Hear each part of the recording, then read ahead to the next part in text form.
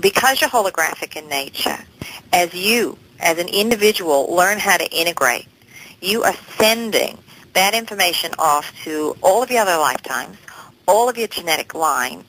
So all those species who've donated their genetic material or that you're connected to are getting the information firsthand about how to integrate. Because in other sectors of the galaxy, they tried playing this game of integration. They didn't have the emotional range or as many options as you had to find your way through or to clear an issue, and so they got stuck. And they couldn't quite get the integration right. All right? They couldn't find solutions to problems because they kept walking the same 5 paths, and all paths led to a block. So they sent representatives to Earth to try to play out the very issue on a smaller scale, on a planetary scale, as opposed to a galactic scale, where you've also got this huge range of emotion. So there, as we said, there are lots of beings who want to be of support, a lot of beings who are hanging out to learn. A lot of them have been requested here because you asked your celestial friends to check in on you, and so you do at night. Many of you are busy giving reports to all your friends about what's gone on in the day's events, because they watch, but they don't really understand how you came to the actions that you came to, because they don't understand the emotional roller coaster ride that you went through. They say, why didn't you just, step forward and make a new choice? And you say, well, because I had all of this fear that if I made this choice, that this was going to happen and that was going to happen. And they say, because you've just given them all the subtext that they couldn't get from just watching. So you're explaining and filling in all the blanks for them many times when you leave your body at night. Yeah, that whole night thing is very interesting. I'm the more that goes on, Mrs. P, the more I'm really, really curious about it, because I myself personally experience so many different avenues, if you will, in the nighttime. It's like visiting someplace new every single night. It's amazing, just amazing. Yes, and sometimes you go to home worlds, worlds where there's an aspect of you there, and you're checking in on yourselves, working with different parts of yourselves. Sometimes you don't, you're just helping out friends who happen to be on a planet and having a hard time, and they ask you to check in on them. It's not just one way. Then we're not all just checking on you. You also check on us. But there are so many beings, and they all come in different shapes and sizes. Some of them have physical forms. Some of them are energetic, like ourselves. We don't have physical form. We are beings of light. We are energy. And you're going to see everything in between. And what you see on this planet, all the variations of life, that exists on planets throughout the galaxy. And some of those are the dominant species. A lot of the insects, there are planets where that's the dominant species. They're on a larger scale. They can be 6, 7, 8 feet tall. Mm-hmm. And that's hard for all of you to kind of wrap your mind around.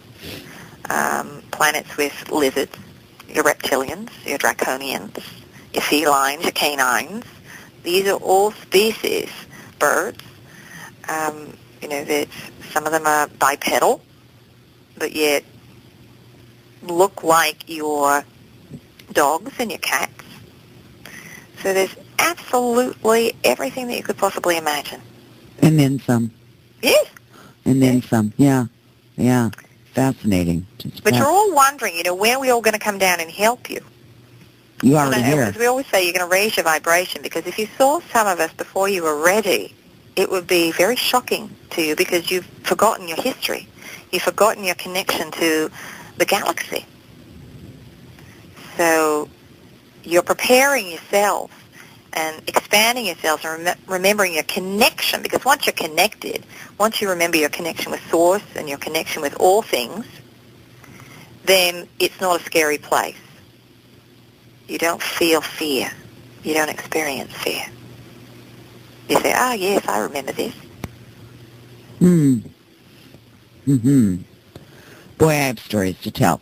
Um, all right. I'd like to talk a little bit about what's happened in the now. And when I say the now, within the last couple of weeks here on Earth, Mrs. P, talking about energetically, the moon was in an extreme position, the full moon just the other night.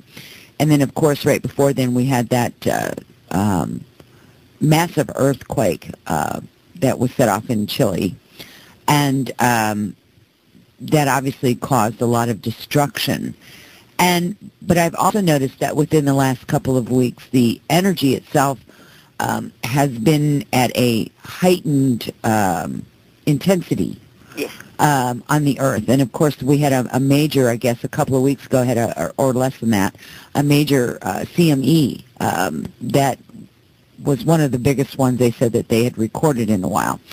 So my understanding is that all of this is kind of interrelated or interconnected, and perhaps you could expound on that a little more, because the energies really, with all these things, have really affected, obviously, the Earth, but certainly us as individuals and as a whole, as a collective whole.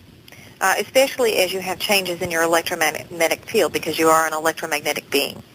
And there are positives and some negatives to having a disruption in your field. It pulls you out of your norm, which feels very disruptive to you. For those of you who don't really understand what's going on, if you don't understand, you create your own reality, that you are, in a sense, a biocomputer yourself.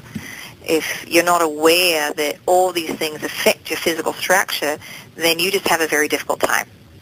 If you are aware of these natural forces and your connection to all things, it makes it a little easier for you to navigate, because the upside of the disruption in the field is that it makes it much easier to unplug from mass consciousness and your routine. It makes it much easier for you to find new patterns, to look at things in new ways, to find new ways of perceiving reality, of manipulating energy, of altering your own field.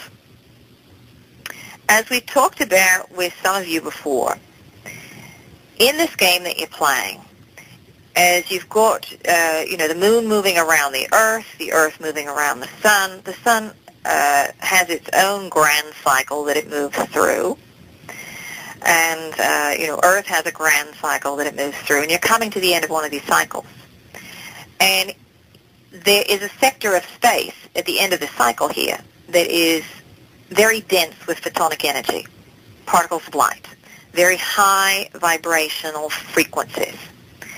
And as you're moving through this sector of space, you are being bathed in all of this high vibrational energy. Now, when you have low energy in the presence of high energy, the low is going to raise up to match that.